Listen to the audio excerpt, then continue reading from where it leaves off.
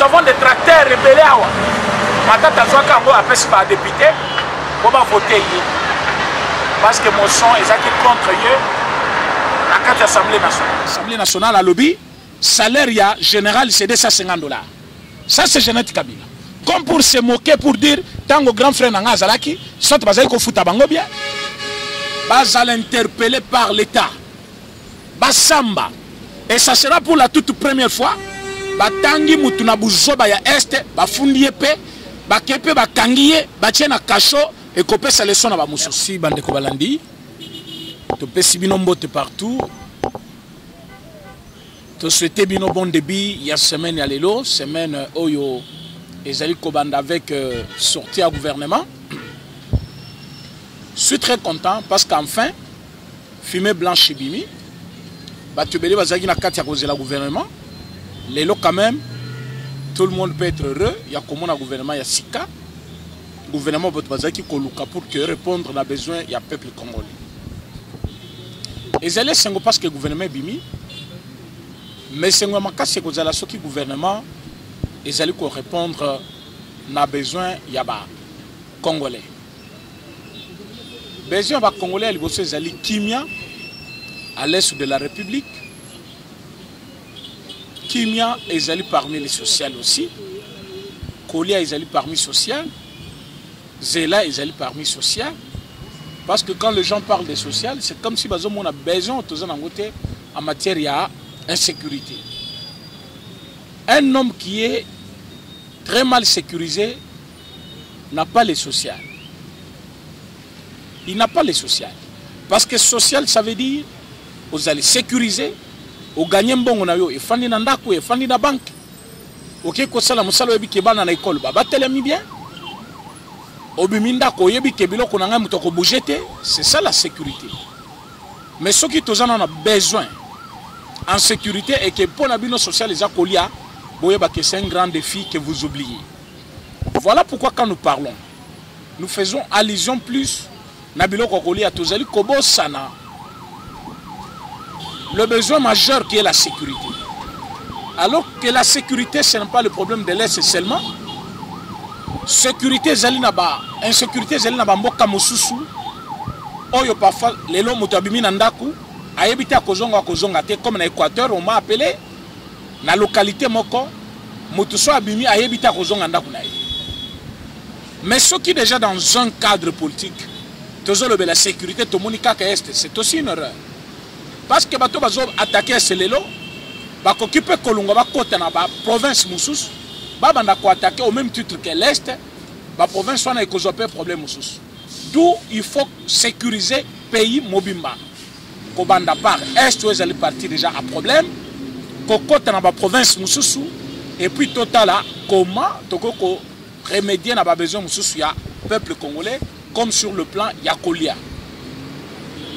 Sur le plan Yakolia, au moment que émission à Salaki hier et avant-hier concernant les mensonges de M. Eliezer, M. Chéribin Okende et M. Ndombasi, les trois députés nationaux, au Bakenda qui na niveau ya Bokangalozo, Baké Kobimisaba, Massangwe Pola, Batika Ngonase, parce que Pola qui production, ils qui na ba mefe nango. Bango balakisango comme si Mokonzia Mboka, président chef de l'État, a boya qui copé Samongo pour récolter Massangwana. Je tiens à informer l'opinion que cette information est fausse. La monde peuple parlementaire Moussou Bazuyango, Bandeko Moussou Bazuyango, O Batiki Massangu, Bazali occupé Massangoute. Je vais vous dire vrai, mes amis, que Zali Lukuta, Moutoko copé Sambongo te, pour Balona Massangu. Après, Aboya Kobimi Sambongo pour récolter ma sangwana. Mais parmi les gens qui ont un proche collaborateur, M. Eliezer, Azaki Nakatiwana. Mais quand il parle, tout le monde dit non, Azali Nakati a pouvoir à soutenir le chef de l'État. Mais je ne peux pas être au pouvoir et coaliser avec ceux qui injurient le chef de l'État. C'est la même chose qu'on reproche à Katoum. Mais ce Katumbi est parmi ceux qui négocient les postes ministériels. Mais entre-temps, il réclame présidence, il y a présidium, il y a la Mouka. Même si nous ne sommes pas de la Mouka, même si nous ne sommes pas de l'ensemble Oyaye, mais quand même faisons la part des responsabilités. Nalinga qui n'a signalé et lokomoko, Oyo Batignon soit soutenir chef de l'État Baye Balelo. Botanga na tweet Oyo de Vos Kitoko à Salaki Lobby. De Vos Kitoko a tweeté. À Lobby, le matin je suis chez Kabila. Le soir, je suis dans l'union sacrée. Et à minuit, je dors sur mon lit avec le cœur chez la Mouka. Qui suis-je? Batutu batangi tweet wana lelo, a tweetaki Lobby. Bon, batangi lelo va comprendre qu'il parle bien de Moïse Katumbi. Alors qu'il y avait une vidéo sur laquelle j'avais fait une émission concernant M. Élysée. Ouazali Komi Benga prophète, alobaki que M. Katumbi, c'est un proche collaborateur de M. Kabila. Alors, Koti Kaye Pemenya, président Félix, c'est une erreur. Voilà ce qui m'amène devant vous aujourd'hui. De Vos Kitoko, Azali, porte-parole à Fayoulou. Bazana Yen à la Mouka. Mais c'est Katumbi, Azalaki Moutu à la Mouka, avant de signer adhésion à Yen à Katia, Union Sacrée. Bayeba ni bien. Bayebi place Bazoa Kambongo. Bayebi Makambo Basalaka. Aujourd'hui, qu'est-ce qui se passe? Mais c'est de Vos confirme et réaffirme que M. Katumbi, c'est un proche collaborateur de M. Kabila. Mes amis, alors qu'il y a beaucoup de temps, je vous ai dit, le chef de l'État est mal entouré. Il y a les gens qui ont commenté, qui m'ont même écrit le message pour dire Bonimbo comme appelle la Kabila. Je parlais bien de Moïse. Moïse la nuit avec Kabila, la journée avec Tshisekedi, alors à minuit avec Fayoulou. Qu'est-ce qu'il est en train de faire? Qu'est-ce qu'il cherche? Pourquoi De Vos l'affirme que non, il est proche collaborateur de Kabila? Alors que De Vos Kitoko, Azamutuna Bango, il y a la Mouka, alors que M. Katumbi est de la Mouka, et hier, plus que hier même, avant-hier, il a pris des forces présidium Yalamouka pour s'autoproclamer président Yalamouka sans passer par remise et reprise comme Fayoulou Assaliango na M. Mouzito. Alors que quand il va na Katanga, Bakutana Kabila, Azongi na Lendi, Ayokutana Félix, toujours comme ça tous les jours. Alors que président Félix, Azali na droiture ya makambo pona kobongisa mboka. Alors que Katumbi azomona kaka 2023. Awa Azali kokende koyokana na Kabila. Azozonga bazokutana na président Félix. Garantie le président Félix Azanango qui a koki ko comploter le Komabete contre lui avec M. Kabila. Ça c'est plus de 2 ou 3 personnes maintenant qui affirment que M. Katumbi c'est un proche collaborateur de M. Kabila. Pourquoi laisser un tel type à fréquenter Bangouna Nayo, à fréquenter yo, à demeurer au pied Nayo comme si problème était? La face cachée de M. Katumbi est dévoilée maintenant. M. Nani Élysée avait dit cela, que Katumbi lui payait pour saboter les actions du chef de l'État, pour ingérer les chefs de l'État. Et par ingérer, soit par sortie moko médiatique, Azaki na $5,000. Au bazo foutaye, Sokabimi na média a fingi. Ça c'était première affirmation. Maintenant, De Vos Kitoko vient réaffirmer que c'est vrai le monsieur na butunyon subazakana M. Kabila, Sogazana Katanga. Alors que pour avoir 2023, il faut te ressurer année où. Année où tu allais à 2021. Il faut la réalisation de ce chef de l'État et salement et en bonne et due forme. Mais comment vous espérez aller jusqu'au bout ceux qui vont Congolais va s'épéliter? Et les Congolais vont s'épeler. Vous avez vu que le gouvernement peut bima parce que je vous affirme bien que les bima lelo, selon ce qu'on m'a dit, 15 heures ça ne va pas passer. Ça je vous parle bien de ce jour lundi. Aujourd'hui lundi, ce n'est plus un tabou. Et j'allais sur à Koko Saté, j'allais sur à Kolakate. Aujourd'hui, lundi, dans toutes les façons, on va vous proclamer un nouveau gouvernement de la République au Batutu Bazali Kozela pour que Batubaye Banini Bakoki Kosala na gouvernement. C'est comme si les gens entendaient le gouvernement. Alors que quand le gouvernement va sortir, vous verrez qu'ils vont encore demander ou réclamer d'autres choses. C'est comme pour dire que la sortie du gouvernement n'est pas une fait en soi, mais finalité et réalisation, il y a un gouvernement. Le gouvernement Koko Bimalelo, c'est bien. Mais est-ce que les Congolais vont se plaindre parce que le gouvernement est bimi? Je ne pense pas. Le gouvernement est bimi, il faut que le gouvernement maintenant ait ça la moussala ou se plaindre Congolais. Alors que nous avons un défi majeur, c'est l'insécurité. Insécurité, besoin mon est. Insécurité, monsieur Zana Kishas. Insécurité, besoin mon est, on a monsieur Zalina Équateur. Alors si aujourd'hui on parle de l'Est, c'est parce que moi bazo kata batumitu et que bato bazo tinda bato ba kata mitu kuna babatami ao. Président Mbosso a dit que c'est une question de vie ou de mort. Parce que place où tozoka kwanga naïe, so okepo lungole kwanga na munoko boko bunda. Alors que kopi a est za kopo bato ba koti pena na muzindo, bazo yiba ba mbongo ya mboka, bazo extraire minerai na biso illégalement, bazo te yango pe illégalement, pona bango ezali lipa o baliaka, ezali nguba o baliaka, ezali kopi na bango eza kwanga na bango. Alors koboto la mutu kwanga ya zolia ezaka bitumba. Yango monaki présent Mbosso alobi, c'est une question de vie ou de mort. J'ajoute encore ou paraphraser Jean-Marc Aboun qui a dit que tous ceux qui sont cités na katia rapport wana a comporté bango plainte. Merci premier président et vice-premier président parce que du moins j'ai courage wana. On ne va pas se limiter à dénoncer.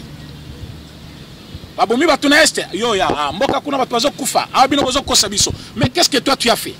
Tu demandes à l'État, oui. L'État c'est qui? Ceux qui ont l'État ont mon individu, président Félix Tshisekedi, oui, parce qu'il représente une nation. Mais que fait l'exécutif national ou Tozeli Kobenga, Assemblée nationale? Parce que Bango Bazan a droit à interpeller le ministre de la Défense Batounaï. Pourquoi Bazo Boma Batounaï du matin au soir? Toi en tant que ministre de Défense, qu'est-ce que tu as déjà fait? Mais bah, député on a Bafandi et il nous montre des papiers pour dire pas une RDC sans Beni, pas une RDC sans Ituri. Mais si vous ne voulez pas qu'il y ait une RDC sans Beni, commencez par voter de bons budgets pour Nabasoda. Commencez par interpeller des ministres qui ne travaillent pas bien. Commencez par interpeller les ministres de Défense. Interpeller les ministres des Finances pour savoir budget ni nezali alloué dans le secteur wana ya sécurité yamboka. Alors j'ai vite compris que le gouvernement qui sort, c'est un gouvernement de beaucoup de défis. Alors président Jean-Marc Tokope Somaboko, nous allons mobiliser le peuple congolais. Jour au coquin de déposer plainte nayo, nous allons vous accompagner pour que Batunyon Sobazali cité dans le rapport wana. Basal interpellé par l'État. Basamba. Et ça sera pour la toute première fois. Batangi mutuna buzoba ya este, bafundi epe, bakepe bakangiye, batiena kacho et kopé sa leçon na bamususu. Mais quand on vous cite, on vous dit Roubero Azaki parmi batu basali guerre na est de la République. Roubero est libre. On vous dit Moussa Nyamwisi était parmi batu basali guerre à l'est de la République. Nyamwisi est libre. On vous dit que non, monsieur qui est arrêté maintenant à Paris. Hein? Roger Lumbala, il était parmi Batoubassal guerre na est. Il est libre. On vous cite M. Kabila, il est libre. Alors vous pensez que Oyo Nyonso, Bakolinga Basala guerre, Bakobanga nani? Parce que Bayebi ke Moutoubassala ka guerre à Kozonga, à commis politicien, à côté d'une institution, Babandi peut kofuta yembongo, Bazobanga écoute. Bon, alors Biso Batoubassali guerre, donc tu as bizengi alors. Pour Moutoubassali guerre, soit zongi na mboka, c'est quelqu'un à vénérer. Quelqu'un qu'il faut donner des postes, quelqu'un qu'il faut valoriser, alors qu'ils ont tué nos frères congolais, alors qu'ils ont emballé notre économie. Mais moi j'aurais bien voulu voir les Congolais batelemi, ndenge bana ese batelemi, d'abord coup de chapeau na bango, ndenge ba envahissaki quand il y a MONUSCO, balobi bino MONUSCO boza complice. J'affirme, je dis MONUSCO boza complice. Bino boza na camp à quelques mètres, il y a place bazo bomabatu. On tue les gens à bout portant. Pas na lycée tu es la kate mais mundu keleli. Bino bozo yoka. C'est après 3 ou 4 heures du temps après boye na ba casque bleu na bino. Boye ko zoba image to qui intervenir. Quelle est cette intervention qu'on peut faire à 3 mètres après 3 heures du temps? Donc babomi bato à 3 mètres. Yo MONUSCO bima après 3 heures du temps. Vous êtes des complices. Bana Nord Kivu, Naza Simanabino. Et d'ailleurs, je vais faire un mémo que je vais déposer demain au niveau du ministère des Affaires étrangères. MONUSCO, tout ça qui a besoin de bango, certes. Tolinga qui bazala, certes. Parce que tout ça qui n'a pas ça pour que Kimé Kota. Mais bango par contre, parce que nous les avons même fusionnés avec notre armée pour que ça fonctionne ensemble. Baye babanani bazo bomabiso. Batu baye lelo bakati batu mitu bazongi. Lobi baye bakati mitu bazongi. Lobi kuna baye bakati mitu bazongi. Bino pe bozaka kawana. Alors que le pays paye des milliers de dollars chaque jour qui passe pour vous. Le pays s'est plus endetté à cause de service wana ya MONUSCO. Mais qu'est-ce que le MONUSCO nous apporte ici au Congo? Alors bana beni bofanda kaka na kana bango bozonga banda kute boyeba ke awa tozali simanabino et notre mémoire sera dans le sens de vous encourager pour ne pas quitter le camp de MONUSCO jusqu'à ce que bakope sabiso bilan ya musala basali banda bazana mboka na biso. C'est inacceptable que dans un pays boye kosala musala sécurité, mais c'est pendant que vous êtes là que tuerie et l'équipe tout tango bozala kiti. Alors quel est votre travail? Quel est votre apport? Alors mongo l'état congolais zali ko futa afuta kango pona nini? Moi je me pose la question. Soki tokoti kala na armée na biso kaka. Ba futa mamalamu, mongo il faut ba futa MONUSCO, baba na ko futa ngo ba soda na biso, ba matisela ba caporal nyonso. Quel que soit grade ya mutu, mais mutu azana front, azana na prime même ya $700,000 pour que batouana bazana courage à kosala musalon. Parce que mongo bazo futa pour un casque bleu par jour. Et qu'on futa taba soda 20 par jour pour na moko. Mais bao ya bisoa bazali kozo $120,000, 120,000 francs congolais. Alors que 120,000 francs congolais aujourd'hui, ce n'est pas l'équivalent même d'un $100. Alors que mutu azali au front. Bon, dis-moi dans quel pays du monde Moutako kozala na front atiki moi sinabana et l'ambate ya kolia te courante maïté. Après le but moral à mouton les amalam po bundela mboka. Je vous ai donné l'exemple que na Gabon et na Ghana. Ce n'est pas l'Europe, c'est ici en Afrique. Ceux qui balancent recrutement, babenga kango enrôlement des soldats. Na niveau ya Ghana, vous verrez des bons garçons. Bazui ba dossier ba tina mapeka na bango. Bakei ba passer test ba koti na armée parce que ba yebi ki armée pour bango c'est un service noble ba futaka mais c'est en Afrique. Bon, Ghana zana richesse ni koleka RDC. Pourquoi nos soldats sont-ils mal payés chaque fois? Alors ba ko bunda ndenge nini? C'est ça le problème. Nous devons nous poser la question. Ba soda biso bazo bunda bien te pona nini? Est-ce que conditions de vie na bango ezali réunies? La fois passée je vous ai dit ceux qui sont en France, papa koufi na guerre bakoya ba yebisi mwana. Ton père est mort pour la France et la France va vous prendre en charge jusqu'à un niveau. Mais les leçons qui papa soldat congolais a koufi, moi na soldat il faut qu'il mananzela abanda kosenga mbongo a comme fazer. Mais papa naye a servi qui ce qu'on appelle servir sous les drapeaux. La seule question que je me pose, papa on a abunda qui pona famille naye, papa moi on a abunda qui pona ekolo ou abunda qui pona famille à babokilo naye. Alors soit abunda qui pona ekolo récompense après liwana na famille na izakanini. Est-ce que l'Assemblée ne peut pas voter ce budget-là? L'Assemblée ne peut pas voter de telles lois que nous emmerdons avec des lois Sakata Minako. Parce que loi Sakata Minako vient régler quoi dans ces problèmes? Alors que si on votait les lois concernant les enfants d'un militaire, ceux qui papa militaire a koufi, banana faut pas comme anime. C'est le vrai héritage qu'un soldat peut laisser à ses enfants. Alors, un soldat va savoir qu'après Ngaï, bananga ba ko profiter na l'état oyabiso. Mais un soldat aujourd'hui c'est comme quelqu'un sans avenir. À cause de la somme mutu comme colonie pour na bananaye. Le bas à la place à Koiba. Un soldat à cause de la colonie na tinda mwana na poto ke kotanga. Il faut à la iba. Alors dis-moi mutu na kobunda avec quelle morale? Toujours c'est le président Félix Tshisekedi. Je sais que vous avez une attention très soutenue contre les Congolais. Bolongola, bateau yo bazali na service de sécurité, défense na niveau ya Assemblée nationale. C'est vrai que le président Félix ne peut pas intervenir dans ma assemblée, mais le président Bosso Azaliwana, na commission de défense et sécurité, Balungula, Jeannette Kabila, ne peut... Écoutez mes amis, quelque part, Tozong a battu. Commission de sécurité et défense à Assemblée nationale, il faut que Tchamouto Azali, vrai nationaliste, d'un père congolais et une mère congolaise, Bayebani, et Bato Bazalina, moi bolingo ya mboka na bango. Mais bino boké ko tshela bisonani Jeannette Kabila. Na commission de défense et sécurité. Cette commission ne mérite pas d'être dirigée par une femme comme Jeannette. Est-ce qu'à kolinga mboko? Est-ce qu'à ko kanisa makambo sécurité ba mboka? Il n'y a pas une année à l'écart na Assemblée nationale à lobby, salaire ya général c'est $250. Ça c'est Jeannette Kabila. Comme pour se moquer, pour dire, tant que grand frère Nanga Zalaki, soit basé qu'on fout à bango bien. Alors comment un général peut construire une maison de 2 millions de dollars? Comment un général peut acheter une maison de 350 000 $? Parce que j'ai un salaire à $250. Alors comment voulez-vous que guerre ici la naïs?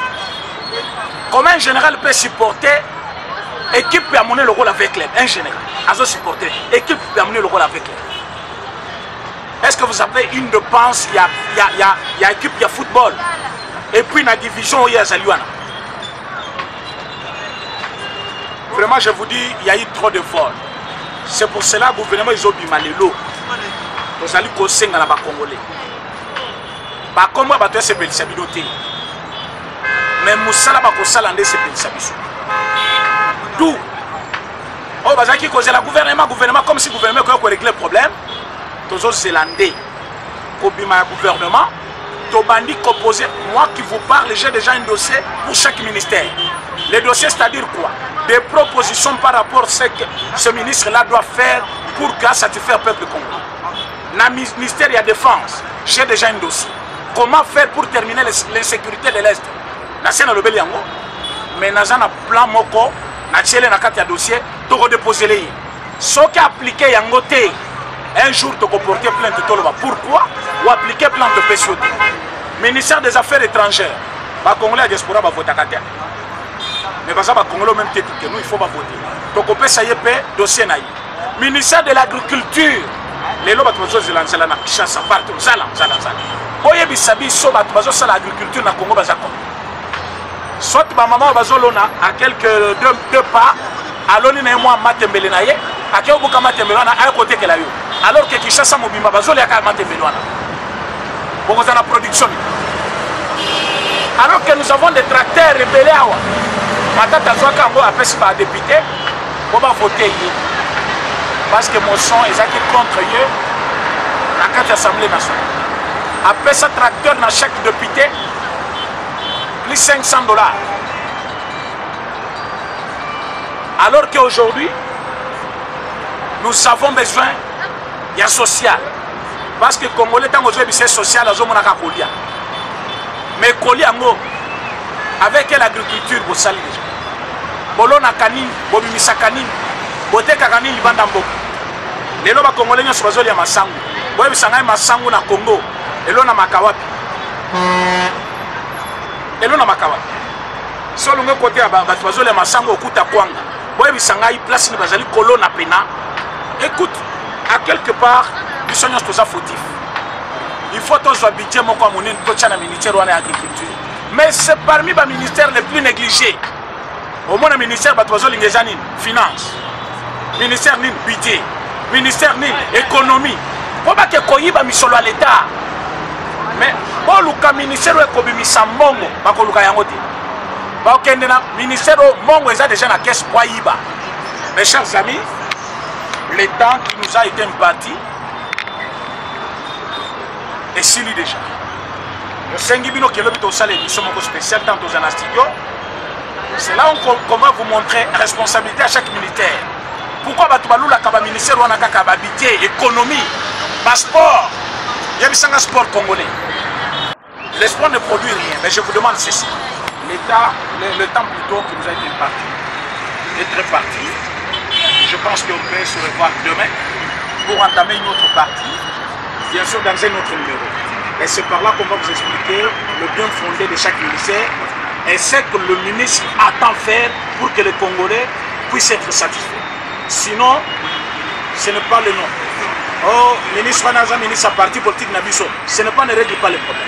Ministre Naza, ta province Nabiso, ce n'est pas ça le problème. Moussala Moutona Bossala pour le peuple congolais, c'est ce que nous attendons.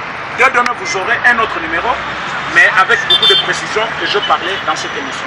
Merci, à demain. Eshima, votre magazine qui bat au rythme de l'actualité. Une réponse à vos besoins en information, un éclairage dans divers domaines. Impartial, documenté, instructif. Eshima au cœur de l'info. Retrouvez la nouvelle édition. Exclusivité. Estache Mouandi, ministre d'État, ministre des Ressources hydrauliques, relève le défi de la libéralisation du secteur de l'électricité. Des actions concrètes. Cap sur la libéralisation de l'électricité. Installation des mandataires ARE et ANSER. Fonds Mwinda qui permettra de fournir de l'énergie électrique propre à 15 millions des Congolais. Signature contrat B-Box. Plusieurs protocoles d'accord signés dans le cadre de la mise en application de la loi sur l'électricité. Les avancées enregistrées dans les secteurs des ressources hydrauliques et électricité grâce à la vision du ministre d'État Estache Mouandi représentent un acquis indispensable qui balise le chemin vers l'effectivité de l'amélioration du taux de desserte en eau potable et en électricité. Focus. Payer l'impôt est un devoir civique. Le directeur général de la DGI, Barnabé Mwakadi, sensibilise les assujettis. Dossier Eshima, les épidémies les plus dévastatrices de l'histoire. Nation, le ministre d'État Ribens Mikindo met en valeur les blocs pétroliers et gaziers de la RDC afin de transformer les potentialités en hydrocarbures en véritable richesse. Élection 2023, le compte à rebours de la Senco. À lire également les portraits de Kelly Kounté, journaliste chevronné. Économie, budget 2021, moins ambitieux, plus réaliste. Culture, les tabous de l'inceste. Retrouvez l'intégralité du magazine Eshima dans les kiosques. Eshima Magazine, un nouveau standard d'information.